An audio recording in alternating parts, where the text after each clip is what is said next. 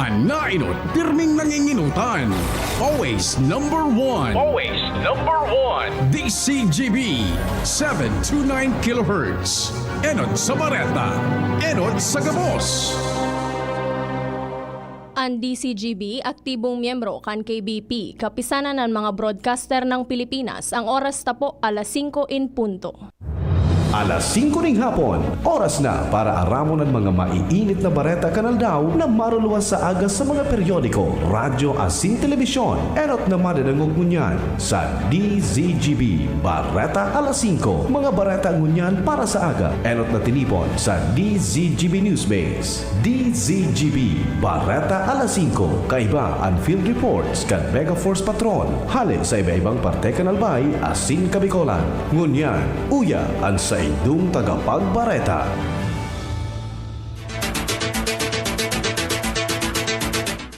Marahay na hapon mga tugang. Aldaw po kitang ngunyanin Miyerkules. Ini po ang Bareta alas 5 asin sa pangaran po kan regular nindong nakakaibahan na si Sir Pio Fernandez. Kami po munaan para mientras nindong magiging tagapagbareta. Ako po si Shara May Leron. Asin ako man po si Jasmine Baloloy. Detalyes kan mga bareta sa lado nasyonal.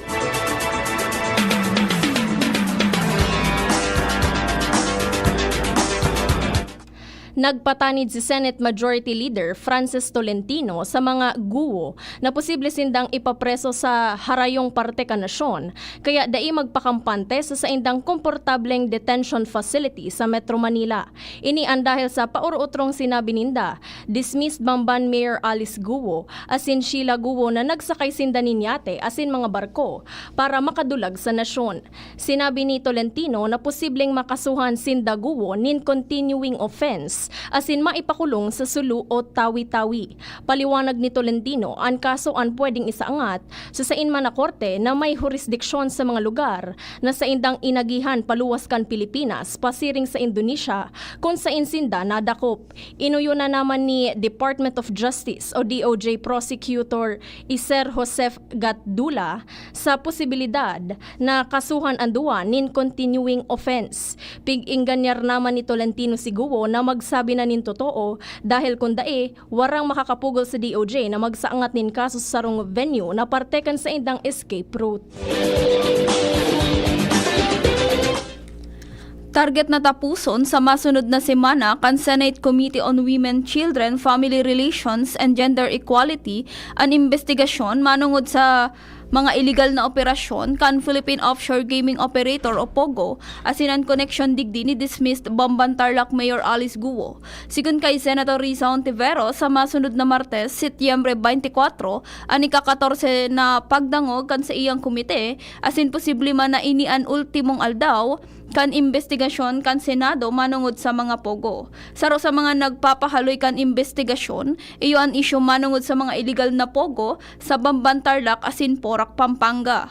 Pagkatapos kan isyu sa POGO, sinabi ni Hontiveros na isusunod nindang iimbestigaran iyo ang isyu kan pang-aabusong sexual ni Pastor Apollo Quiboloy sa mga kaibahan o sa mga kababaihan asin kaakian kan Kingdom of Jesus Christ o KOJC kung saan papahampangon na sa Senado ang nasabing religious leader na presenteng na sa kustudiya kan Philippine National Police.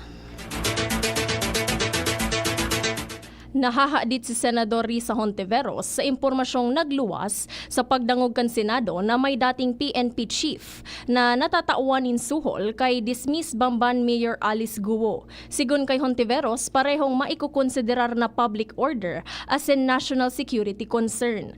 Sinabi kan Senador na kung totoo na may dating PNP chief na nasa payroll ni Guo Huaping o Alice Guo, nagpapahiling ini kung gurano ka vulnerable an sa tuyang mga law enforcers sa Pogo Money.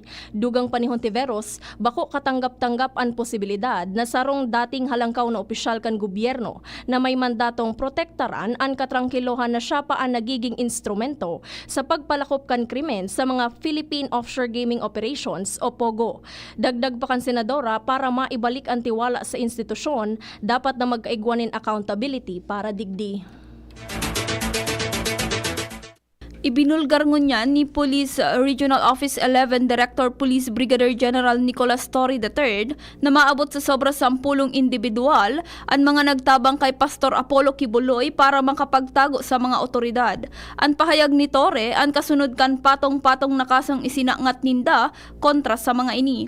Sigun kay Torre, kaibahan sa indang isa sa angat na kaso iyo an inciting to sedition as in conspiracy to commit inciting to sedition kontra sa mga midbid na individual. Kaibahan si Torres sa pagdangog kan kamera para sa budget kan Philippine National Police magin sa paghapot kan mga lehislador sa naging operasyon sa KOJC compound. Enot nang ipinag-orden ni PNP Chief Police General Romel Francisco Marbil sa Criminal Investigation and Detection Group o CIDG asin magin sa Anti-Cybercrime Group o ACG ang pagbilog nin sarong Special Composite Team para magkasanin matibay na kaso kontra sa mga nagtago kay Kibuloy. Ipigsuwestiyon ni Senate President Pro Tempore Jinggoy Estrada na langkawan ang budget kan Philippine Coast Guard o PCG para masimbagan ang logistical requirements kaini para suportaran ang mga misyon asin matabangan ang nasyon sa pagbusol nin territorial integrity. Ginibo ni Estrada ang pahayag matapos ang ginibong pag-pull out kan BRP Teresa Magbanwa sa Escoda Shoal sa West Philippine Sea kung saan nag-abot sa dehydrated asin gutom ang mga tauhan kan PCG na sakay ka na sabing barko. Tinauan doon ni Estrada na importante ang dugang na pondo para sa PCG dahil sa hagyat na sa indang na eksperyensyahan arog kan kaso kan BRP Teresa Magbanwa. Sinabi niya na importante ang pagsuporta sa pondo kan PCG para masiguro na ang gabos na nakadeploy na sasakyang pandagat ang makakaresibin ng supisyenteng probisyon asin regular na maintenance para mamantenir ang seaworthiness. Dugang pa ni Estrada na dapat tauanin suporta ang PCG na dai natatanyog ang profesionalismo sa pagdepensa sa maritime territories asin pagprotektar sa interes kan nasyon.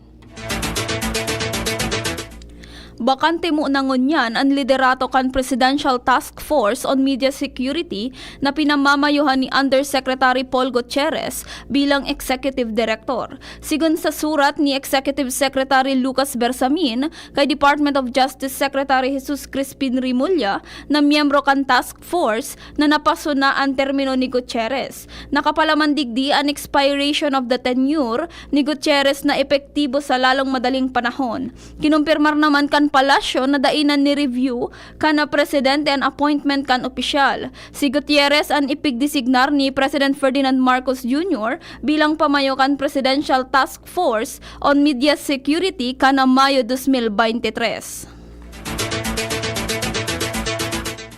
Sinabi ni Armed Forces of the Philippines o AFP Deputy Chief of Staff for Personnel, Major General Romel Roldan, na importante ang civil service para sa nation building asin ang pigagampanan na trabaho kan AFP civilian personnel na kaibahan sa military organization. Ang pahayag ginibo ni Roldan makalihis na panginutan ang 124th Civil Service Anniversary kan AFP. Parte kan selebrasyon ang pagsumpa kan mga newly appointed and promoted civilian personnel. Sa giraray man na nagsumpa ang mga civilian supervisors kan AFP na patunay kan sa indang dedikasyon para mapagserbihan ang munisipyo na may integridad asin profesionalismo. Ipighiras kan military officer ang sa indang kaaraman asin eksperyensya para magsirbing giya asin inspirasyon sa tama asin marhay na pagserbi sa publiko. Sinundan man ini nin awarding ceremony para midbidon an exemplary performance as in contribution nin mga outstanding employees and offices sa gabos na misyon kan AFP. Kinontra kan nagkapirang grupo kan mga parasira ang plano kan gobyerno na mag-angkat ni nasa 35,000 na metriko tonelada nin sira sa masunod na bulan. Sigun sa grupong Pamalakaya, pikingkanyar ninda ang Department of Agriculture o DA na daina idagos ang plano sa peligro na lalo pang magbaba ang farm gate price kan lokal na sira sa nasyon. Posible na maging dahilan ini para mas lalo pang baraton kan mga trader ang produkto kan mga Pilipinong parasira. nila. Sinabi pa kan grupong pamalakaya, dai nakakayanon pa kan mga parasiraan sobrang pagkalugi. Lalo na dai pa nakaka-recover ang mga ini, hali sa magkakasunod na kalamidad asin iba pang krisis sa kabuhayan.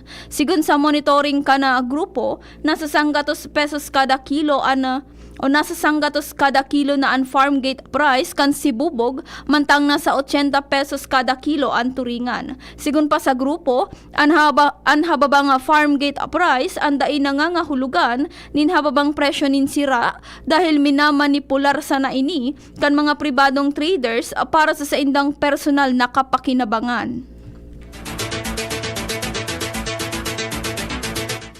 Bareta sa ibang nasyon, siniguro kan Hezbollah militant group na sa indang papanimbagon ang Israel. Kasunod ini sa pagsabog kan mga pager na ikinagadan kan Sham nindang miyembro asin ikinalugad kan dakol na iba pa. Poon kan dekada 90, dai nagagamit nin cellphone ang mga Hezbollah dahil sa pagtubod na mamomonitor sinda kan Israel kung kaya nagagamit sinda nin pager para makakuha nin mga mensahe. Nagtutubod ang Hezbollah na nagamit nin kakaibang software ang Israel para mapasabog ini. Magin ang Lebanon, ang binasol ang Israel sa nasabing pangyayari asin siniguro ang pagbalos. Dai pa nagtaonin impormasyon o pag-ako ang Israel manungod sa insidente.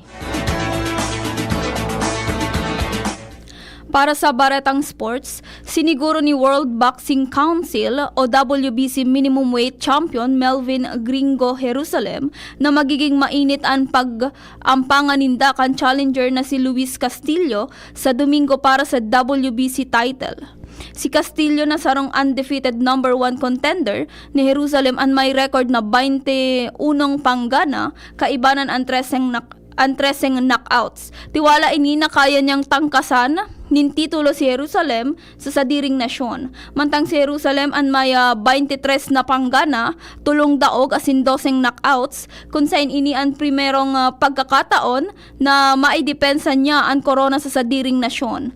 Gusto kan Pinoy boxer na mahali ang paghadit kan pagkadaog kaini kay Oscar Collazo kan Puerto Rico sa WBO World Minimum Weight title.